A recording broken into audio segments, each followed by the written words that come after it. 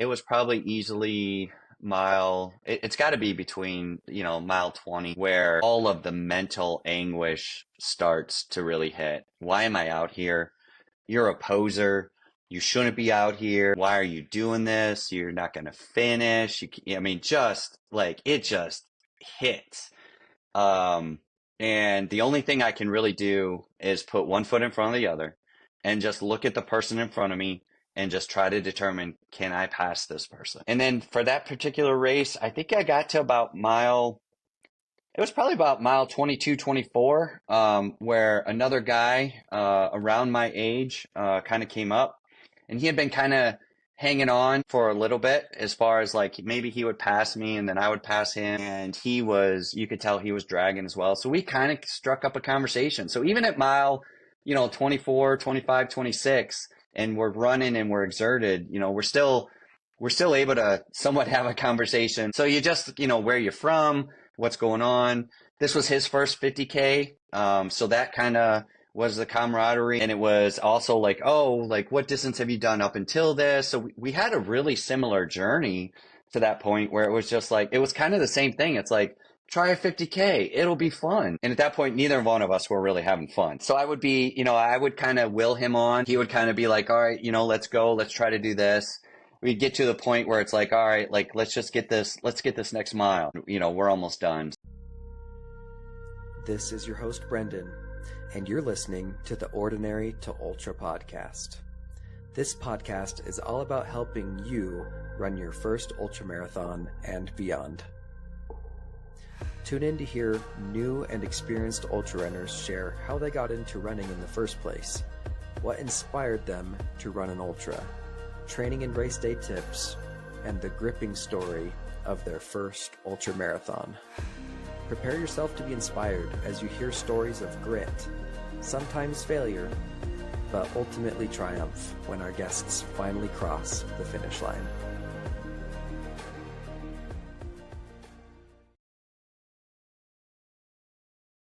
Awesome. Hey, Jamie.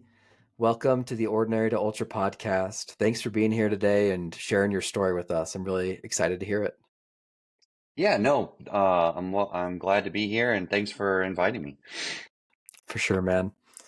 To kick things off, I'd like to ask you just a little bit about yourself. Just share, like how old you are, where you're from, what your family looks like, what you do for work, just to help people gauge sort of who you are and maybe if they're a similar type of person to you. Sure. So I am, as you said, Jamie Mason, 46 years old, just turned 46 in February. So I'm an Aquarian. I live in Grafton, Ohio, which is about 30 minutes west of Cleveland, Ohio, northern part of Ohio.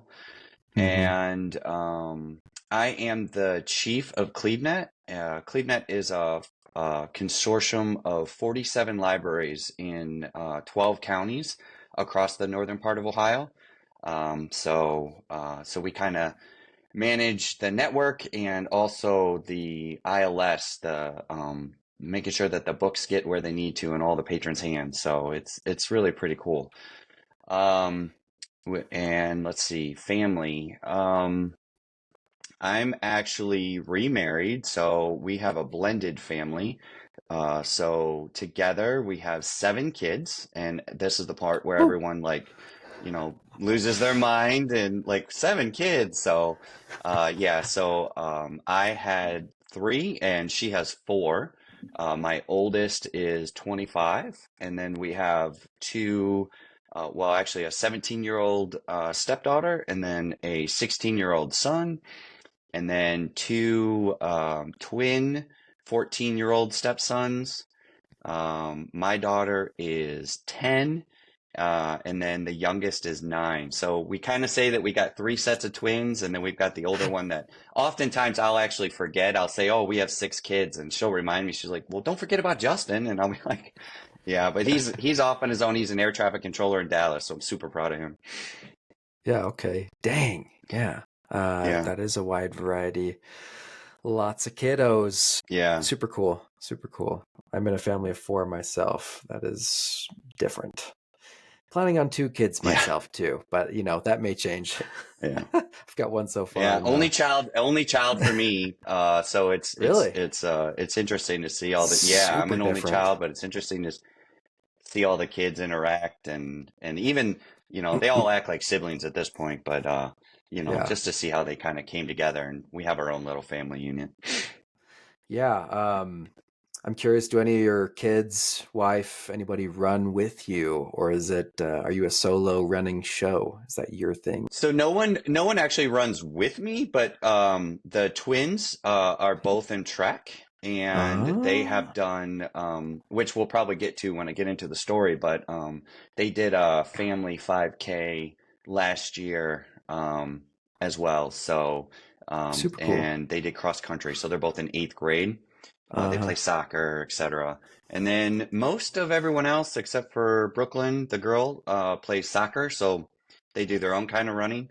And then, and she's a cheerleader. So, she does kind of different activities. Yeah. But yeah, so, and no one really runs with me at this point. They're like, Yeah. who wants to go out and do a training run of, 6, 7, 10 miles with dad? Yeah. So, and I've thought about a little bit sometimes, like I'll talk to my daughter and say, well, you could take your bike. But yeah, so That's for so the most funny. part, I'm doing it on my own, or I have like local running groups.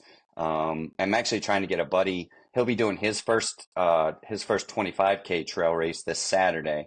So, I'm hoping to kind of get him trained up so he can be a pacer. Yes. I So, love that. I am yeah, doing the yeah, same thing. I'm struggling to find a guy, a buddy to run with. But I've been like prodding somebody in my neighborhood that I'm friends with. He's gone running with me a few times over the past 2 months or so, and just the other day he ran by himself of his own volition 3 miles, which is impressive. We're getting him going, yes, and then I had him run with me 4 miles the other day. We're getting him there, and I'm hoping he's going to do a half good, marathon trail race with me this summer, and then I will make him do a 50K with me someday. right. I'm training him Yeah, up. I just text him. I'm that buddy, so I just texted him a 50K race in November, and I was like, "What do you uh, think? Goal race?" I don't know. So I'm I planting love those it. seeds, but it's the Exactly. it's the mental. He's going through the same, the same, which probably a lot of people do. Is like, oh, I can't do it, and I keep telling him, you can do it. I did it. You can do it. Yeah, I mean, at that point, I wasn't even looking at ultra running, It was like, I just liked running to get outside, and I was like, let's just see how far I can go. And then you kind of hit those smaller milestones of maybe 10K, then a half marathon and whatever, and then you just get there. But before we I don't know, jump around too much, I want to focus in on your story, on your background, I should say. So, Jamie, how did you get into running in the first place? So I ran cross country and track in high school. And I was a scrawny kid growing up, and I wasn't gonna make the football team. I wasn't athletic enough for the basketball team. Plus those two sports cut people. If you try out for the cross country team, you're just automatically on the team. So yeah, so I was running cross country. I was varsity cross country. I was in a small school in LaGrange, Ohio. But I was usually like, depending on the school year, maybe fourth or fifth on the team. As far as like, like the times and stuff like that. And then I ran Mm-hmm. distances in track. So I would do the 4x8, the 800, the mile, 2 mile. And then and then after high school, I got out of it. Life happens. You're in school and college and all sorts of stuff. So I completely got out of it. And then I had a couple buddies that decided that they were gonna start running, and I was like, "Well, I like to run. I'll join you." And decided so about 10 years ago, because Kensington's almost 10. I was going to do a half marathon in Canton. So I was going to do the inaugural Hall of Fame marathon that they have there now. And so I started training for that. And I did it. I got, I think it was like 2 hours and 20 minutes for that. And then again, I kind of got out of it, and life got a hold of me. And then, Real quick, go ahead. when ish was that happening in your life? The half marathon. Yeah, yeah. When and your So it was about friends and 10 running years with your ago. So it's buddies. about Okay. 35. It's about Okay. 35. Solid. Um, yeah. So like I said, the daughter, my daughter was almost born. Okay. And she was born in March, and I think I ran that in April. And if, I mean, you said you're from Utah, and I'm sure you've run in the winter, but training for these spring marathons in Ohio is it's just dreary and Yeah. icy, and it's not fun. And so at that time, I had swore I would never do a spring marathon again. Hmm. And now I'm out doing, all sorts of stuff all year. Yeah. I do connect with that. It's harder to want to do trail running in the winter for me when the mountains are there and I can go skiing. So it's like, usually I end up Yeah. road running a few times during the week. This winter it's been like 2 times a week, to just keep my base fitness up. I'll do 2 6-mile runs. But yeah, my training block will probably start in the next month or so when skiing is over. So yeah, I do feel that though. It's hard not having the beautifulness of the trails and just hitting the road anyways. Um, okay, so you ran this half marathon, and then when'd you pick back up? So it was 22. So 2000, I had gotten up to 215 pounds. I just life after the pandemic, working a stationary job, all this Mm-hmm. sort of stuff.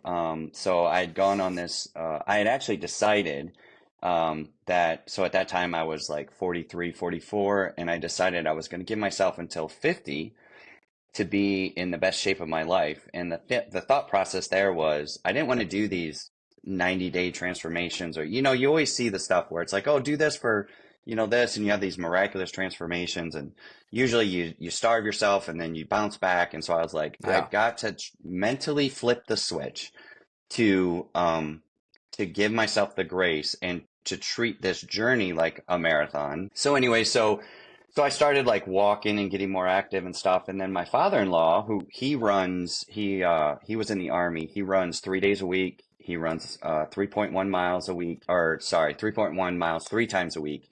And got so it. he wanted all of the family to do this 5K. And so, we all kind of agreed on it. He's generally the one that was in the most shape, and he's 60 now. So anyway, so I was like, all right, fine. So I had to start training for this thing. So I started training in August of 22. I could barely get to a mile, and it was like a 12-minute mile. And I knew I had to get to three. So I just, kept pushing over the course of the 3 months. Did the 5K, got in about, I think at that time I was like 33 minutes. And I Hmm. just have these memories of, running 17-minute 5Ks and when I was in high school. And I know maybe Oh yeah, I'll never reach my high school glory days, but I was like, I know I can do better. And then it was also the competitiveness of like, can I catch the father-in-law? Can I do this? So that's awesome. so I just kept running. And so I found another 5K race.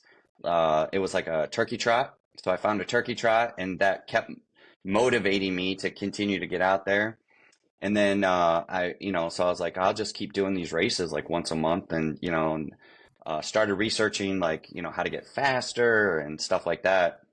So as I went into 2023, which was last year, I Hmm. had three races that I was like, all right, I'll do. It's called well, it's a half, so it's like 6.6 miles, something like that. I was gonna do a 10 miler, which I had my sights on back in 10 years ago. So it's like a local race. And then I thought, well, I'll build up to a marathon or a half marathon in September. And these were all road races. I had only done road to this point. Okay. But again, if you recall that 10 years ago, the buddies that I talked about that wanted to start running, which got me to do the half, they kept running. So 10 years Okay. worth. And Okay. so I knew the things that they were doing, and they were doing some trail running, and I've always liked the outdoors. My wife and I started hiking. So I purchased trail shoes, because I was like, well, if I'm going to hike and I think I might want to do this trail race thing, not really knowing, I'll at least get these trail shoes so I can use it for both. Mm-hmm. And so I reached out to one of them and I said, hey, like, what are you doing? And there was a 25K in April at Camp Manitowoc here. And it was actually aptly named the Fools 25K. It was a 50 as well, but up to that point, that would have been the longest distance that I had ever run at one time because I had stopped at the half. Yeah. So I Okay. signed up for it. I was like, I'm just going to do it. I'll see what Yeah. it's Was like. that Had no idea what to expect. yeah, was that intimidating? Um, Because you're like, I'm gonna be running it with these folks that didn't stop. Yeah. Like a little scary. it was, yes, it was very intimidating, and my wife will tell you, I got very anxious. The unknown, I got very anxious like the 24 hours before the race because I was like, what if I fall off a cliff, or what if I, you have this like view of like these tiny mountain ledges that you're going to be traversing on these trails, Oh. and so I was just, and then I was like, well, I've never run this distance. Am I not going to make it? Am I going to fail? And it was very real. Hmm. 24 hours before the race. And so I showed up, and I ran it, and I finished it. And that race, I think it was like 3 hours and maybe 10 minutes, something like that. And I Nice. overheard a guy at the finish line. He had actually placed third in my age group, and but he was talking to somebody, and he says, "Yeah, I finally got under 3." And I was like, "Oh, is that a thing?" Like, I was only 20 minutes away, and I walked the first 2 miles because I got caught in the back when we went to single Uh. track. So I had no idea how to start the race. Whereas a road race, you start wherever because it's so wide, and you can go around people. On these Yeah. trail races, you generally can't. You gotta hit that gap before for some of the Yeah. people that. It's the So Congo line yeah, or whatever they call it. yeah. It Um. was very slow. And Yeah. so anyway, so I was like, oh, and then so my buddy was there, and we were kind of talking, and the other thing that I realized is I'm not an ultra runner. And they're like, you're not an ultra runner until you do over the marathon. And I was like, well, that was almost a waste of time. Like, I wanted to, come out and be an ultra runner. So I was like, all right, I got to Dang. find a 50K. And Okay.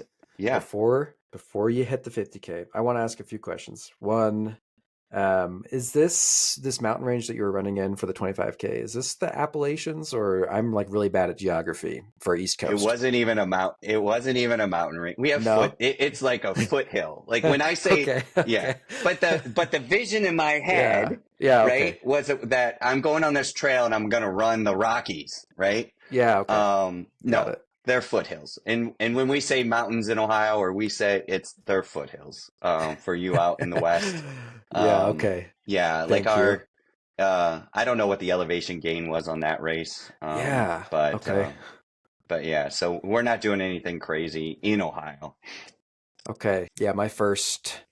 I've done a marathon, so I've done longer than a 25K, I guess, because 25K is like 15 miles, I think. 15 Yeah. and a half. 15 and a half. Yeah. I'm doing a 25K though this year with 3,000 feet of elevation gain. It's like straight up a mountain and then back. It's Right. Yeah. different, I guess. Yeah. I've never done that sort of elevation gain in a running race, so that'll be new to me. Like the ultra running power hike, I think, is what they say it really is. It's not really a run. So anyhow, Right. cool. Thanks for clarifying. Okay. So you ran this 25K and you were like, oh, this isn't even an ultra marathon. Right. But you can do like half of 50K. So that's probably pretty good. Pretty good to feel that and know that. Yeah.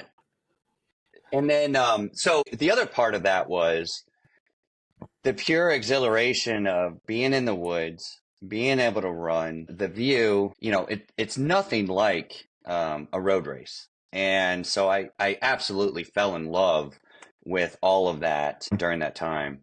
I should back up a little bit too. I had listened to David Goggins' book Oh yeah, um, this is important. the year before. I actually rolled my ankle the first, like within the first mile in that race because a tree root Oh, I didn't see, and because the ah, leaves were covering it, so I didn't see a tree root, and I rolled my ankle, dang. and I was just like, David Goggins ran 100 miles with a hole in his heart.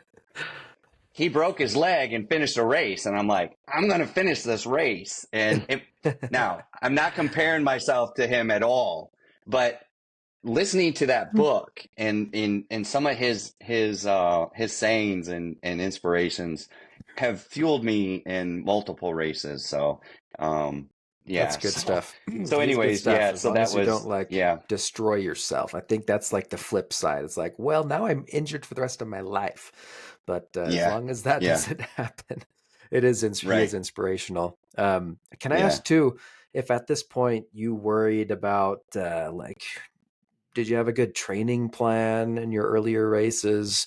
Did you like nutrition plan much either? Or you just kind of went with the flow, did your own thing? Um, I I didn't necessarily have a training plan up until that point.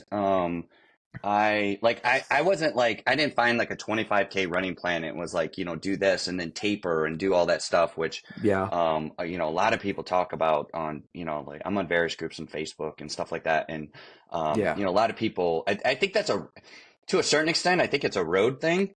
Um because, there's all the training plans and the paces and stuff like that. I was on an app and I had like a training plan for like distances. But at that time, I had only programmed in the idea to do, I think it was the marathon in like September. So, the training plan up to that point was, maybe do 10 miles for a long run. So no, I would say at that point, I wasn't really training for um, a 25K. And then as far as nutrition, I had picked up, there's a guy I follow, Steve Shaw. He's a coach. He does my gym plan, my workout plans, as well as he had himself run multiple 50Ks and done an ultra. He actually tried to do, him and his wife recorded a documentary about doing 96 hours, a 96-hour race. So he was experienced with running. And so his advice on nutrition was you need to eat every hour. He said, don't go more than an hour without eating. And so I had gummies and I had gels, but the Okay. race was very well supported. So there were aid stations. I don't remember when, but they were easily Yeah. within any, manageable amount of time. Great. Um, but I didn't do every hour necessarily like I should have, and that did pay even in that first race. So I'm Mm. pretty consistent now, where if an hour goes by, I'm trying to take something in. Hmm. Thanks for explaining that. I think So these yeah. are things we don't consider in like the earlier, shorter, relatively shorter races, like a half maybe or a 15, 15 mile or 25K. You could still power through it. Like I didn't do anything, I don't think, in my first half marathon, trail half. 1,000 feet of elevation gain, and I don't think I ate anything, and I didn't do electrolytes either. I just drank water. You can make it through, but I think yeah, as we get into 50K and like these ultras, it becomes more key so you don't like Oh, totally yeah, gas out. I had the vest on with the two bottles Yeah. for that first race. And now I'm like, depending on the type of race, like a loop race, I'll carry handheld now. If I know that I've got, every 6 miles or so, I can refill. The other thing was, and I'm sure we'll get into it, as I was increasing my distances with these other races to build up to the 50K. Hmm. And one of the things about trail running is it's a tribe. You like Yes. people will stop and they'll run with you. They'll talk to you. And so a lot of times in these races, I'd pick their brains because these guys were doing, I'd be like, what are you running? They'll be like, oh, I'm doing the 100, the 50 miler, what we might be on, we're on the same course, etc. And, I'd just be like, oh, like, what uh, do you do with this? And people were so willing to share mm, information. And one of the things I picked up most recently, or in before I did that was, you're so hydrated when you start the race that, the first probably 25K, you don't really need much water. And so Hmm. what some of the people will do is they'll put their vest or their hydration packs in the drop bag. And so that they'll pick that up later Oh, so that you're lighter going into your, the first maybe half or quarter of your race, and then pick up your vest and your water and stuff when you really need the hydration. that. That was super helpful advice. Yeah, that's really interesting. I when I Yeah. started my marathon, I drank my first marathon was 2 months ago about. I drank an entire Powerade before. It's like I'm gonna be, gotta have all the electrolytes and like, fluids in me before. And yeah, I was super hydrated, but man, I peed like 3 times in the first 30 Yeah. minutes. I was like, oh It's freak. a Like I don't know if this is a oh, good or a bad thing. it's a balance, right? It's a balance, and Uh, especially if you want to compete or at least be competitive. I'm not like I wouldn't say that I'm like, you know, you know, going to be, top 10 in these races, but at the same time, like I'm entering a race, I'm racing. I want to beat my time. I want to beat other people, mhm. so you stop for breaks and that's where you're losing time. And yeah, so it's definitely a balance of how much to hide. I try to just stick to as much as I can my normal morning routine every day, whether it's race day or not. So like Mm, if I start every day with 32 ounces, I LMNT, the electrolyte mix. got it. So I drink that. And so I have one packet a day, at least, because you go what 8 to 10 hours overnight without anything. So I start every day with electrolytes, and then so if it's race day, I'm eating I'm drinking my electrolytes. I'm taking my multis. I'm taking my creatine because I do it every day. My body's used to it. And then it just Smart. depends on like the distance or whatever else as far as like, whether I'm eating a banana or some little Debbie's or something like that. So trail racing too, the ultras, it lets you get away with, especially on race day, you can get away with eating some of those little Debbie's and stuff like that. I know a guy who trains exclusively on candy because he thinks gels are like way too expensive, and they are. So he just like eats gummy bears and Twizzlers and whatever. And there's some wisdom to that. It's sugar, sugar. If you just need the sugar, But Right. there are some good things in the gels too that you might miss, like some extra electrolytes or some amino acids or whatever they stick in those things. But Yeah. Well, so like another tip I picked up was, they said, a lot of people, gels and gummies, stuff like that. But a guy, he was doing, I think at that time he was doing a 50 miler, and he said, but what kind of food are you eating? Like what kind of calories? food. Like you actually need calories. Like you can't just get away with these gels. You need to, are you doing like a peanut butter sandwich? Are you doing, whatever? So that changed my Yeah. mindset a little bit too. Um, so I was so sick of gels after the marathon. I was like, I don't want another one of these ever. yeah. Because I had And then like if they upset your stomach, 7 of them. Yeah. some people have the upset stomach with, gels, or if you have too many of them. So, oh, I hear you. Yeah, I had like 7 of them. It was just so much. But it makes sense, especially for your longer, like a 50 miler. Like I can't imagine having twice as many gels as a marathon, get some real food in you. No, But okay. no. And that's part of what's scary about doing, thinking about even doing 100. It's like, what do you How's my do? stomach gonna Like, do with that? Yeah. Um, okay. So thank you for this. That was a sweet tip session, I think, for nutrition. That should be really helpful. So you ran your 25K and you were like, oh crap, this isn't even an ultra. I need to.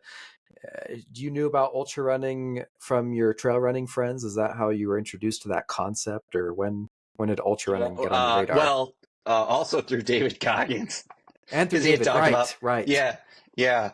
But Yeah, yeah, and then, so yeah, so it's like the ultra, like that's this thing. And it's like, all right, well, like I want to be this ultra runner. And, yeah.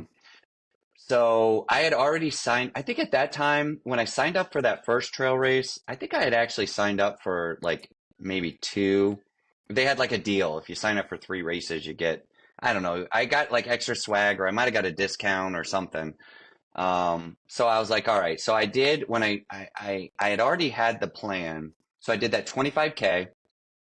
And then I think it was the next month there was a 20 miler, which originally I signed up for the 10 miler. Um, Mm. and then I bumped it later to the 20. Once I knew that I could do the 15 and a half, I was like, all right. So I did 20 miles. I did a 20 miler. And then I set my sights on the Buckeye Trail 50K. And again, part of that came from when I was running that first race.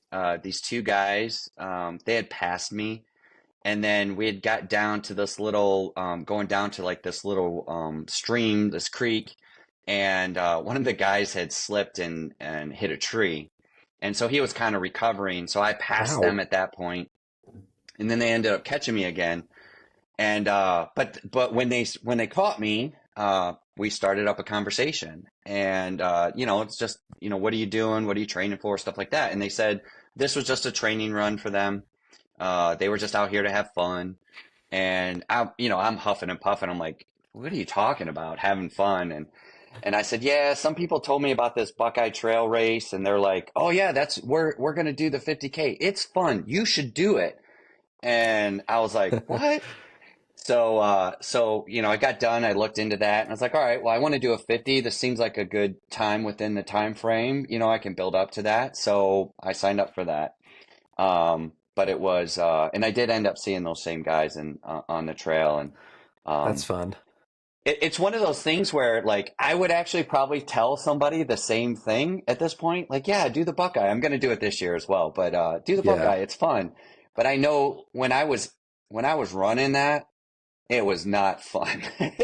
When I got to like mile 20, mile like 26, Of at your that time 50. you're just playing, you're willing your feet. I was willing my feet to just put one in front of the other. Yeah.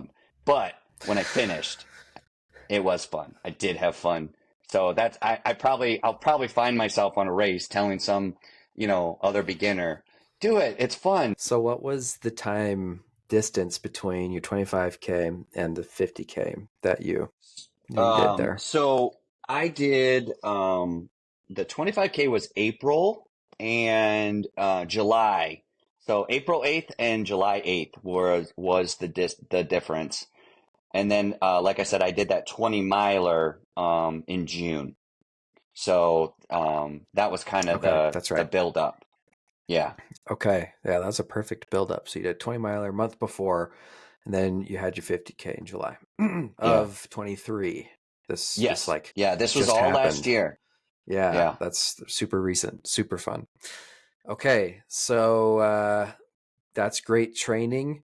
Okay, let's hear about. I'd love to hear everything you remember about how race day was from like when you got up in the morning, like if you remember what you had for breakfast, what time it was, like detailed stuff, what you wore, like as much as you remember. Yeah, you're not. If you don't remember some things, that's okay. But I'd love to hear like a detailed story of how this first 50K went down. Um, yeah, let's see. So it's about an hour away. So I was probably up about 5:30 the day of the race. The night before, so that's where the anxiety kicks in, right? So up until Yeah. this point, I had done these other races, but I'd never done a 50K. I didn't know if I Mm-hmm. could do it. I didn't know if I was going to finish. Trying to think about what am like nutrition, like laying that out the night before. What am I going to eat on the way there? What's my timing look like? At this one, I don't remember. I don't think I had my packet pickup because it was an hour away. So for this race, I also had to get there and do packet pickup. So I was going to have to wait in line for packet. And then, of Mm-hmm. course, and you can obviously edit this out, but there's always the bathroom stop, right? Before every race, inevitably, you got to I'm not poop. editing that There's the out. line. No, this is You important. you have to be prepared that you're going to have to poop before the race. And how are you going to do that? And it's just a matter of time of when, and being in that line as well, Yeah. which is pretty Oh, and it's crazy. bad. You know, I'm It glad you is. say that. The marathon pooper line, well, like I got there and I got in line immediately when the bus arrived because and I'm glad I did because yeah, that line, it's just continuous from the moment the bus lands. Yeah, getting back in line like 10 minutes before the race, you're probably not going to make it in time. If you're So, lucky, if you're lucky, they'll have multiple porta potties, right? They'll have along the like a race. ton of them. Yeah, true. This race was in a metro park in Ohio, Okay. and part of the Cuyahoga Valley National Park. So national park, metro park, so it was within the park system. So they had a building. It was one for the men and one for the women. There might have been two Dang. toilets, so at least you're getting a couple people in. It's not a But yeah, lot. so that's all the things to think about. But so I'd settled on at that by that time, having done the two other races. One banana wasn't enough for me, so I knew to bring two. So I was eating two bananas. I had the Little Debbie, the big Little Debbie fudge round, and the Little Debbie Star Crunch. Those were my favorites when I was a kid. So that's a pre-race day just for the simple sugars. Hmm. Easy digestion. That's what you want to. You don't want the cramps. Me, that's what I want. Um, Definitely. and then I had my I used the honey stinger gels and gummies. Okay. So I tried to do, I think I had three of each, thinking that I'll be out there for at least 6 hours, possibly seven. And I would alternate them. So I would have like a gummy, which are actually my favorites. I prefer the gummies at this point. But I would have a gummy and then a gel. That was the idea, on top of the aid stations. Hmm. This race was an out and back.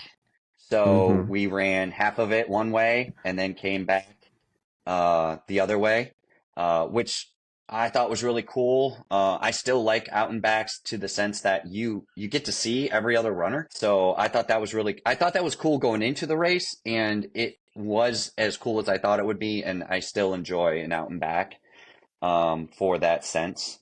It's a little intimidating when you see the top guy coming back at you and Yeah. way too soon, but Yeah. you know, but you get to, some of my buddies were in there and they were faster than me, so I at least got to say something to them, high five on when they were on their way back. Yeah. So anyway, so this one had the turn at the halfway point. This was so I'd picked up the advice about the drop bag. They had drop Okay. bag services, so I loaded my vest, the two flasks. I don't have a bladder in the back. Yeah. So I had the two Hmm. flasks. One of them had my electrolytes in it, and one of them was just plain water. Okay. So that was full. This was actually, and it was a mistake, but this was, I thought, oh, I'll take this peanut butter and jelly sandwich with me because, that's going to give me some, substance and all this. So packed the peanut butter and jelly in the bag and put that for the drop. So first half, I have a handheld, and there were at least, I think, 2 to 3 aid stations along the way. So I was able to refill as needed, lightweight, didn't need to do anything more than that. That Hmm. race, I had gone to the local running store and I bought a new tank top. So I wore a tank top that day, and that was really it as far as prep. Okay. So like I said, an hour drive. I don't ever have a problem waking up on race days. I think it's the you don't want to be late. Yeah, Oh shit, the alarm don't you're work yeah. again. Sorry, edit that out. But anyways, it's the alarm doesn't work or you're late. Like it's almost this panic. I think sometimes I don't know if I sleep as well pre-race, but yeah. So I get up. I've already got my shoes. My shoes are laying by the door. I run in a headband, so that's by the door. Usually in one of those cinch sacks. I've got my AirPods. Hmm. I did run that one with the AirPods. So I do try to listen to music if I can. I got my Apple Watch Ultra, which is not long enough for a 50K, even on full No. charge. So no, I will be Ah, looking. I know. It's not. you gotta Yeah, come I'm over. looking into a new watch. But You gotta, anyways, yeah. so yeah, got the watch. Shoes are ready. Outfit is already laid out. So the socks, etc. So I can just get out of bed and throw the stuff on, down my electrolytes, and head out the door. So Okay. that's kind of pre-race. Get there, get the bib. Line is not too crazy for that. Go to the bathroom, and then you head back to the car. If I know people at the race, so that when I did, I'm text, hey, where are you? How you doing? What's going on? So I might Mhm. stop at their car and see what's going on. Generally, I'll try to get to a race, at least I like an hour just to kind of work out some of the anxiety. I don't really want to be too rushed. Same. And then, so a lot of that time, half hour or so is eaten up with all the other activities. So then it's time to put, I'll take my Crocs off or my sandals. I'll put my trail shoes on. Just actually get ready for the race. Do some some warm ups. I don't run. I don't do like a warm up run. That may change this year with the injuries that I've had, but generally I don't do a warm up run. I'll maybe do some stretches. You mean Um, before the and race starts? You then, don't yeah, you then don't I'm just, do yeah, a before the special race warm up, starts. a warm up run, I should say. I did No, see I don't some have people anything doing right that. now. Yeah. Yeah. Yeah. I mean, some people will do like a full like 5K Dang. beforehand. Yeah. It makes sense And maybe because, that's, and like I said, maybe I'll start doing that. I don't yeah, know. it makes sense. I think the principle is you whether it's before the race or the first few miles of the race, you need a warm up. You should not go all out without having done a warm up. And so what I treat the first like 2-3 miles of a race as a warm up, doing like a 10-minute mile or whatever minute mile is your warm up. And then start cooking after that. But if you're really going for a time, then you probably want to do that before the before warm And up. that very well could be why I developed calf issues throughout the season last Really, year. So I'm definitely concentrating a lot more on, taking care of, what kind of stretches do I need to do before or after. But at that yeah, point, there wasn't, I was the type, honestly, because one, I guess I just felt like I was younger than my body was. I want to show up. I want to get out of the car. I want to run. I want to get in the car and I want to go. That it's just, that was just how it was. And you learn quickly that you can't do that. So, so the race started and it was a good, I would say at least 3 miles of like, we're running in this wide open path in the woods. You feel good. You get caught. I get caught up in that first, where I'm going too fast, faster than I should. So, I'm looking at my watch a couple times and seeing, 155 on the heart rate already. So that's a little bit of a checker for me, where I'll be like, all right, remember, you're doing 50K or whatever yeah. distance I'm doing. But What yeah, zone it's like, is that for you? Is that zone 3, zone 2, zone what? Where is that 150 for is, you? yeah, that's in zone 3 for me. Yeah, okay. So that makes sense. You're like, okay, we're gonna take this down to zone 2 or something. Right. Yeah. Okay. So just started too fast. But I generally start every race too fast. I had learned from the previous races not to get caught in the back. So I actually will line up at least in the front quarter of a pack at the start line. I'm not silly enough to think that I should be close to the start line. Generally, those guys are going all out. But definitely the first quarter, 25% or so for whatever pack is there, because I don't want to get caught in that type of situation again. Yeah. But this was wide open anyways, so we're Lots running, of passing. yeah, and that was pretty much the start of it. I kind of I kind of remember the woods. It would, like I said, it's Cuyahoga Valley National Park. I've got the hills. The inclines, even on these races, I'm generally we're generally hiking the elevations. It's all about the heart, it's all about monitoring um, and moderating your heart. If I'm not to the point where I really can run some of these inclines even. So I'm walking the inclines. Mhm. Um, but I sprint. I go all out on the downs. One, I love it. I like it. It brings exhilaration, but that's also where I find that I make up time. So, I don't really care about the people that are running up the hill ahead of me, especially if they're kind of in the group that I'm at, because I'm going to see them again on the down. Then that's dangerous too, but I think sometimes I think on those, like, if I hit one rock the wrong way or if I hit a root the wrong way, but I let gravity take its course and I kind of gazelle it down. Kind of, you're kind of bouncing a little bit depending on the trail. Um, It's so I interesting. Thanks for yeah, sharing that because everyone's different. Like some people are like, yeah, I'm going to truck it down the downs because yeah, I'm going to make up time, and you're right, it's fun. It is fun to truck it down a hill.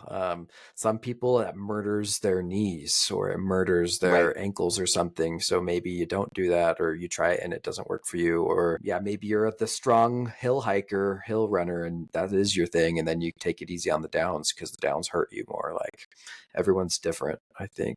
Yeah, So yeah. that's cool that's your Now, also remember that was the first half. So on the way back, okay. Maybe you felt it when later. when I'm after that turn, it was my quads, my knees, my hips, were just like they were aching. Um, Yeah, and so it was, even on the downs, I would maybe speed up or I would try to go a little bit more than I don't try to resist it as much. That's just I feel like for me, the more I resist the down, the more like pressure I'm exerting or more energy that I'm losing. true. Um, but that one, it was painful. Yeah, It the was just whole the second fatigue. It half you're was the saying? fatigue of the muscles. Yeah, the second half for sure. Ouch. Um, yeah. Okay. Um, but so yeah, made it there, made it to the turn. There's lines at the turn, there's lines at the aid station because people are getting water, stuff like that. So it was really cool. I just went, I found my bag, I threw my bag on, grabbed the peanut butter and jelly sandwich on the way back. So I started, and I was walking back out of the aid station, but I didn't have to wait in the line and eating this peanut butter and jelly sandwich. And so I won't do that again. I think for me, I had never trained it that way. And so I broke the number one golden rule is don't ever do anything in a race that you haven't done in training. Yeah. Um, and I think the peanut butter slowed the digestion down so much that it stuck with me much longer than I had really anticipated. Okay. So that probably won't be. I'll probably try to experiment with some other type of high calorie, quick digesting food at like a turn in races. But that was the one and only time I had done a peanut butter and jelly sandwich. But it was Okay. really convenient for the vest. So Yeah. it was already filled, it was cold, and I just And went. went back. And then so on the way back, again you're seeing, I'm seeing a couple people that I know that are, still trying to get there. And I would say it was probably easily it's got to be between, mile 20 where all of the mental anguish starts to really hit. Why am I out here? You're a poser. You shouldn't be out here. Why are you doing this? You're not going to finish. I mean, just like it just hits. Um, and the only thing I can really do is put one foot in front of the other and just look at the person in front of me and just try to determine, can I pass this person? And can I just work my way up to passing them? It's still, for me, as competitive as I am, if somebody's passing me, I've gotten past that a little bit to this extent because I'm just like, don't compare yourself to anyone else. You're out here, you're doing it.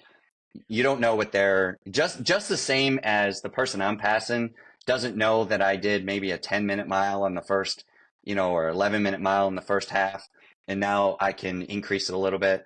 You don't know what that other person's doing. So, but so it's just that's where it really becomes the mental game and where the mind will truly give up before the body, because the body can do it. And then for that particular race, I think I got to about it was probably about mile 22, 24, where another guy around my age kind of came up, and he had been kind of hanging on for a little bit, as far as like maybe he would pass me and then I would pass him. And you could tell he was dragging as well. So we kind of struck up a conversation. So even at mile, 24, 25, 26, and we're running and we're exerted, we're still able to somewhat have a conversation. So you just, where you're from, what's going on. This was his first 50K. So that kind of was the camaraderie. And it was also like, oh, like what distance have you done up until this? So we had a really similar journey to that point, where it was just like, it was kind of the same thing. It's like, try a 50K. It'll be fun. And at that point, neither one of us were really having fun. And then it got to like, well, yeah. So I would kind of will him on. He would kind of be like, all right, let's go. Let's try to do this. We'd get to the point where it's like, all right, like, let's get this next mile. And we're almost done. So that was actually for that race. I didn't even get his name, unfortunately, but, that was a cool effort. I felt like, we weren't really a team, but helping each other out with that, common goals, common journey. Encountered a couple horse riders on the trail. So these are, like I said, these are public parks, national parks, open to horses. Some of the trails that we're running on, horses have the right of way. So these particular people on these horses, they knew we were running. They knew we were running a race, and they're like, "Oh no, come on!" So I stopped, and I was like, I got off the trail, and I was like, "No, you got the right of way. This gives me a chance to catch my breath." So just let the horses go by, and then get back up. But yeah, so. Was There it was actually that. That hard was to get? probably, I don't Was it know, hard to maybe get two, going 3 miles again? to go. What's that? Was it hard to get going again? Like, yeah, at that It point. is, yes. Yeah, every time you would. So there was a couple things, right? So one, I would come around a bend and I would hope for an incline, because mentally I'm allowed to walk on the incline, right? And What so the I would, brain does to right? you. Yeah. But I'm not allowed to walk on the trail, right? Yeah. It's just, it's part of that. So mentally, and so like, I come around a bend and I'm like, is there an incline? But yeah, but even, you'd get up at the top of this incline, and you'd go like, maybe the first couple, you'd go like 5 feet, right? And you just start running. And then eventually it's like 10 feet. And then it's like 20 feet. And it's like, you're willing yourself to get back up to some type of pace, towards the end. And then what happened? So after the horses, I saw a sign, and it said point 0.8 to this lodge, which was where the start line was, right? Point So eight. point 0.8 of a mile. Point eight what? Point And, eight or maybe years? it said, I forget what it said. It gave a distance, but I Okay. read it as 800 meters. And so I'm Oh, like, and you speak that language. it's time to kick. So I start to pick up a little bit. I'm like, all right, like this is like this is good. And then I realized at some point, like I was actually like, it wasn't it. I don't remember exactly what it was now. It's somewhat of a blur. It wasn't 800 meters. It was like 1.8 miles or something. I was not as close to the finish line as I thought. Oh, So dang. that was a little bit of a breakdown. And then I did finally get to like the clearing, and you've got the people. And I was still able, every race I've done, I've still been able to put a kick in. And it's like, who can I pass? What can I, I gotta, sprint. It probably isn't feels like a sprint, but, but I'm kicking it up a notch for still, the kicks at the end of these races. So that was good. My son, so the son I talked about, the 25-year-old, he was actually in town. He had come to the race. So he was the only family member of mine. My friends had finished ahead of time, but so my son was there, and he was recording. So that was really nice as well. So yeah, I got in, did six. So I thought that was, I thought that was really good time, for my first 50K. And, Yeah. yeah, so, that was the first 50. How'd you feel like when you cross the finish line? Are you like, that sucked, I'm never doing that again, or that was amazing, here I am, glorious moment, or like, how'd you feel? Because some people it hits like gloriously, and it's like spiritual almost, and some people are like, not like, it just does not hit like that at all. So how was it? So for me, the finish is glorious. Now, usually what I'm doing is I cross that finish line, I'm slowing down to a walk, and I'm looking for the beer. Like that's the thing. Like I'm looking like where's the beer tent, right? Whether it's a race that includes beer or whether I've got to buy some, but that's usually the first carb that I'm trying to ingest. I don't know that I've read some things lately where they're like, yeah, it's really not a good recovery drink, whatever, whatever. But that's generally what I'm looking for, and it never, ever, ever tastes as good as it does after a race. I bet. But all of the things, all of those mental battles that I had during the race, all of the doubts, all of the anxiety pre-race day, all of that goes out the like I can tell you all that stuff now, like reflecting back on it. But once I cross the finish line, there's none of that. Um, it really is that glorious feeling. I did it. It's a sense of accomplishment. And then of course, depending on the race, I'm also then trying to figure out like where, you know, who I know, where they finished, if they're still out there. Do I got to get to the finish line to cheer them on? When are they coming in? Those types of things. And now, I try to make sure, I definitely make sure I get some of the initial stretching in. So making sure I'm doing quads, hamstrings, calves for sure. At least initially. And then, I'll try to do, whether I do foam rolling or something like that later. But initially right after the race. That particular race though, my buddy was by the finish line. He was waiting for other people and I sat down. And I sat down in a chair and I couldn't get up. I cramped up and Oh, that's not funny. my 24-year-old son at the time, because we were going to go, I think I was going to go back to the car. And I'd only been there for like maybe 5 or 10 minutes. He had to help me up. So it was pretty crazy. So I definitely try to stay up and agile for a good, 15, 20 minutes or so. And then also try to find some food sources. And then, Yeah. uh, and then generally, once I finally get home, we're going Mexican. That's what we're doing. I'm having chips.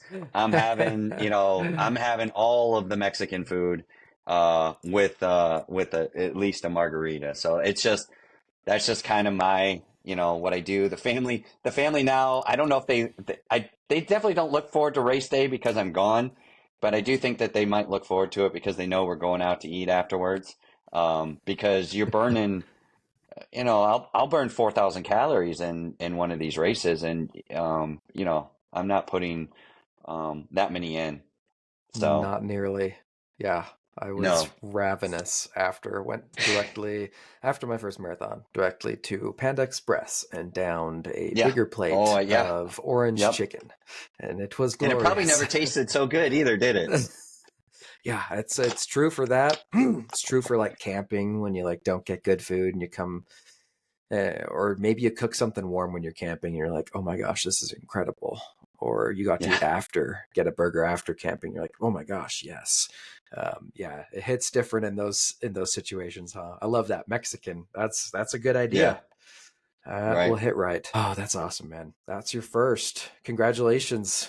And Thank you. I know that since then, you've run a few other ultra marathons. This was, I think you said July that you ran this 50K. So what have you done since then? Just a quick summary.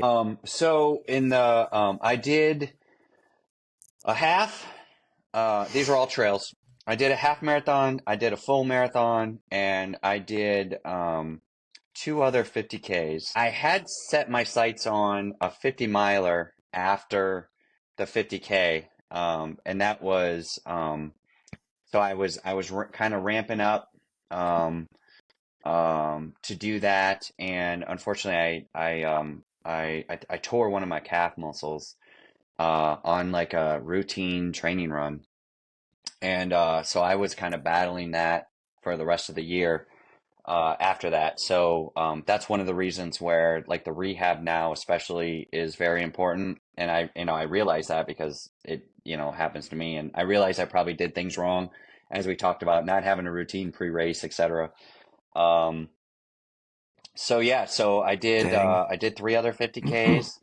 Um, and really the goal for me, now, is somewhat to, I want to try to put in enough mileage training that if I find a race that I like, I could practice, I can sign up without necessarily having to like have a training plan or ramp up additional training or, whatever, like, um, to be able to kind of do a 50K, once a month if I wanted to.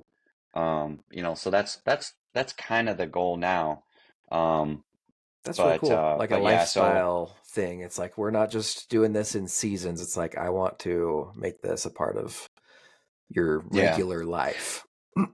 Yeah, because I hear about, I generally on Mondays I run with the group.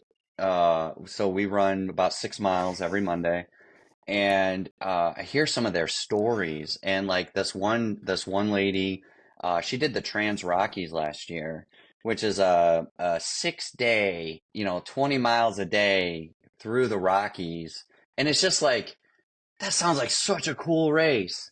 Or somebody Dang. else will say, like, another buddy, he was out in Utah and he ran one of the, like a rim race out there. And it's like, that sounds so cool.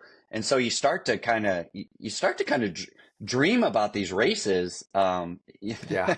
You get your Yeah. your wheels turning. There's some sweet things, sweet opportunities out there. Yeah, so to, kind of keep those in mind, it's like, oh, maybe next year I'll venture, originally I wanted to, what I wanted to do this year, had I not gotten hurt, is I was going to try to really get into Laurel Highlands out in Pennsylvania. But that race sold out real quick. Hmm. And, this was the first year I realized how that works, that January 1st deadline, where like, some of these popular races or, bigger races are like, it's literally like, if you're not there, these things sell out. Um, Yeah, but in so minutes. I've started to kind of like look what's maybe an easy drive, outside of Hmm. Ohio. So, I'm looking at Pennsylvania. There's I forget what it's called. There's one, in the, I think it's West River Gorge in, West Virginia. So there's a couple like 50s and hundreds there. Um, and then, just kind of like venturing out a little bit, and then maybe I'll set my sights on something like maybe going to Georgia, or, I got friends in North Carolina. So it's like, all right, well, let's take a trip to North Carolina. I'll run a race and you can visit with our friends or whatever. So yeah, and Nice. I find myself sometimes just going through Ultra Sign Up on my phone and just looking at races and just like, what's coming up? What kind of distances can I do? Like, this looks like a cool race, and I'll read about races, and it's really crazy. Yeah, man. I hope, do you do that too? I hope I'm not the only one, because No, you're not. It hits me, and I'm like, I mean, I've already got this 50K for me this year. It'll be my first, but no, I'm already thinking, what's the 50 miler gonna be? I gotta, yep. get on there, and I'm like, I'm not signing up for that until it's closer. I'm like trying to stop myself, just so I can make a, I don't know, more Yeah, I informed got decision burned. based on how it goes. Yeah, Yeah, I got burned a couple times last year with that, where I'd signed up for these races, and this glorious plan, and then I got hurt, and yeah, there's no refunds. So, yeah. I've kind of taken that a little bit too, like where I'm like, all right, I can't pull the trigger too early on this stuff. I got to kind of see what's going on. Yeah, the flip is like it's good to sign up for a race because then, you're held accountable like in your head and Yep. by the money you've spent to like do it, which is great. So have a race and sign up for it. But yeah, like I think many of us that get into ultra running, it's like, you get the bug and it's like, and you want to jump ahead. You're like, I'm ready for the next thing, even before you've done it, or right after you do it. And that's a good thing. It's motivating, but yeah, maybe there's a throttle to be applied on it too. Yeah, Anyway, right. interesting It's a stuff. balance, right? I mean, with all of Balance. it, it's a balance of what you can truly do, the balance of you got to juggle family and getting your training runs in and all that. And not It's all a rushing it balance. either. I'm not about rushing it. Like many people will like do a trail half and then immediately jump into a 50 miler, and like that's fine. Everyone's different. But for me, I kind of am enjoying this season of my life where I'm like, I know I want to be an ultra runner and I want to do these distances, so I'm just going to take it slow and like hit all those middle distances that lead up to hopefully eventually 100 miler, right? So I'm not going to be skipping the 50 miler or the 100K, even though 100K is only like 10 more miles than a 50 miler. It's like I want to do them all and like Are just like you experience all of those. Yeah, I hear you. And it's same. But are you to the point yet where I do this with my other running friends and I'm like, "Oh, it's only a 5K. It's only a 10K." Like, are you to that point yet in like your ultra, like where you're like, unless it's 50K or more, like it's just a warm up or, like I struggled. So I actually have, I don't know if I told you, I have a 25K trail race this Saturday Oh, and cool. I'm trying to get a buddy of mine to get into trail racing. And Yes. part of it's selfish because I want to have a pacer for when I do 100 miles.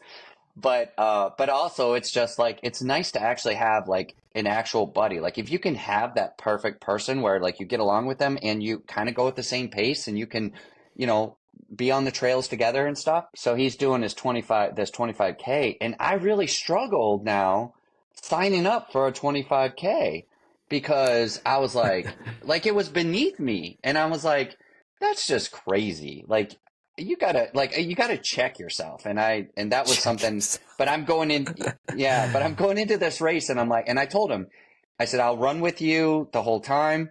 I'll give you the tips, the advice, like, okay, we're going to walk this incline or we're going to do this or no, like we have to stop at this aid station or, fill up here, kind of coaching so that he gets comfortable with it and knows rather than like me where I had, where I'm just out there running a 25K and having no idea what I'm doing necessarily. But yeah, I had to kind of like have a little bit of a mental battle with myself. Like, no, you're allowed to run a 25. You're allowed to enjoy running. You're allowed to have fun while you're out there. Like this doesn't, if it's only about the competition and if it's only about the pace that you're running or it's only about the time that you're doing, Hmm. it becomes a job. And I think that Yeah, sometimes that's maybe we might dangerous. forget the actual love that got us into this, right?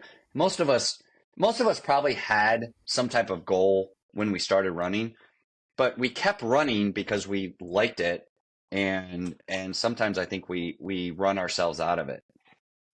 Yeah, that is true. I think you need to be careful about it. Yeah, if you're always pushing yourself too much and forgetting the the basic enjoyment of being in the outdoors. I think for many people, ultra running is an outlet for being outside and having an adventure, and that's so important. So yeah, just not always pushing yourself to like get the crazy time or dropping down to do a fun shorter race. Like I think that's really important.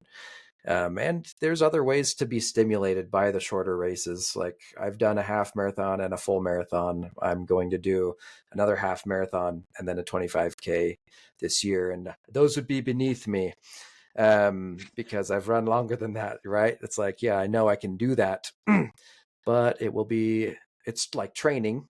It's training for my 50K, so it is serving that purpose, and it's fun to be at a race event, the electric vibes of everyone, like being pumped to be there and running. There's just a vibe to the races that just energizes, and it's just fun to be there, regardless of your purpose maybe for being there. Yeah, I agree with that. that sentiment. Wrapping things up, Jamie, there's many folks listening to this podcast that are new, like me, like you were new.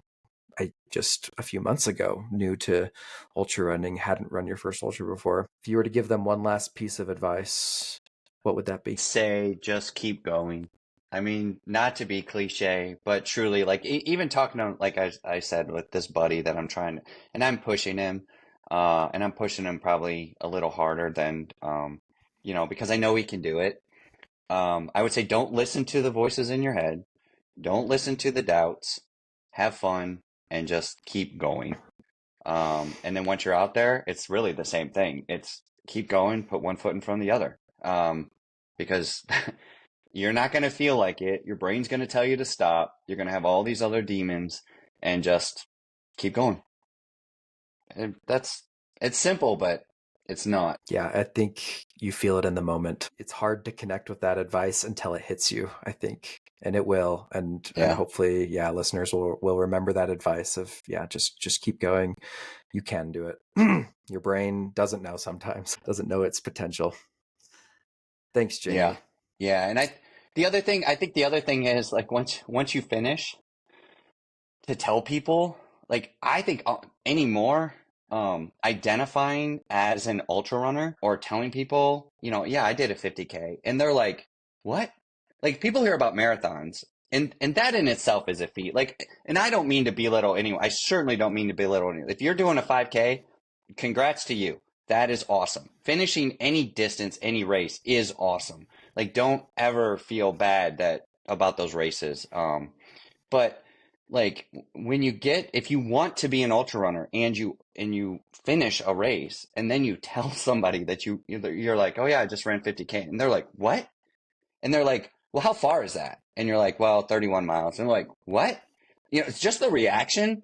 I think that keeps me going as well, is to be able to, to have finished, but to tell people you have finished, that carries with it, I think, much more glory than finishing. It's true. Yeah, Yeah. it feels good. And there's not a problem with that either. I think you should be able to feel proud you should definitely feel proud. And it is fun when Yeah. when you tell Yeah. somebody I how mean, far you ran and they're you're like, are like you it's like, crazy? right. Yeah. It's No, so it's fun. constant. And it's like, but then also too, to think you're like within like what, probably, I don't know what the stats are, but maybe 1% of the population True. that have Yeah. finished these, longer than marathon races. Um, Yeah. and Less most than people I that, talk to, probably. honestly, I'll be like, what's your goal for this race? And they'll be like, to finish. And that's really, so like, again, back to the beginner, most everyone else that's out there and running these races, all they want to do is get to the finish line too. It's the common goal, and it's a feat each and every race to get to that finish line. Agreed. Y'all can do it. Y'all listening, you're gonna do it. Hopefully this year. It's early 2024. It's March. If you haven't signed up for something already, it's time. I'd say, if you're already running a half marathon distance, or maybe even a little less, you can do it. You're ready. 50K, you could do it. Skip the marathon if you want. Whatever. Let's make it happen this year. Thanks again, Jamie. Thanks for your story, your tips. I loved hearing it. Appreciate your time. Yeah, thank you. I appreciate it. And I might be in Utah in October, so I'll look you up. We might be able to get a run in. So Let's do it. Please I'll look let you me up. I'll know. let you know. All right. Thanks. Hey, your host Brendan here. I just wanted to thank you personally for listening to today's episode. As someone preparing for my own first ultra marathon, I've found these conversations to be super valuable, and I hope they are for you as well. Whether you're listening on Apple, Spotify, YouTube, or somewhere else, make sure to follow or subscribe so you know when the next episode comes out. Also, make sure you check out the show notes of this episode. There's a link to sign up for the Ordinary to Ultra email newsletter, to join our Facebook and Strava groups where you can meet other people striving to run their first ultra marathon, and see any links that our guests may have provided as well. Thanks again, and we'll catch you in the next episode.